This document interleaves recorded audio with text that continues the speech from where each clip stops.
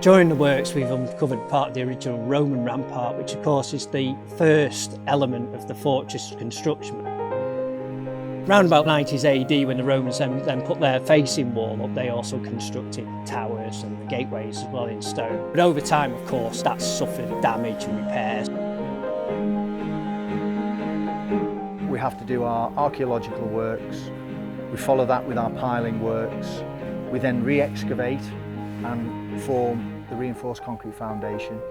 From then we need to build the core and the inner city wall, which actually was never there originally when the steps were removed. This is a new part of the structure, and we have to blend in with the old.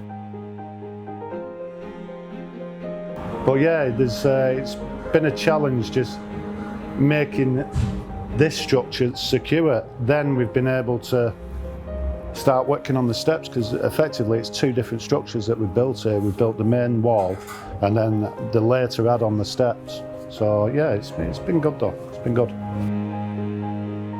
We've reclaimed the vast majority of the stones, and they will be put together like a jigsaw puzzle from photographs and drawings to be as near as possible to before it came down.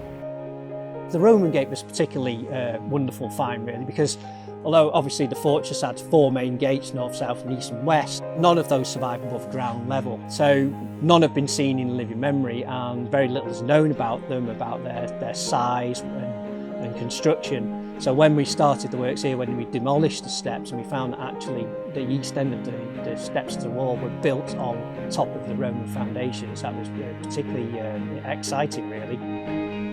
You kind of feel a bit of responsibility that you don't do a bad job, considering this has been standing for so long. So yeah, even though there's been add-ons in the 1800s and what have you, which probably weren't as good as what the Romans did, but yeah, that's what we're repairing now. We've also been lucky to find a very large hole cut into the bedrock, which would have been support for one of the timber towers that predated the stone tower. So we've got a whole sequence there really that no one's had the privilege to see in living memory. We're physically working on something that is historic, of interest and of value.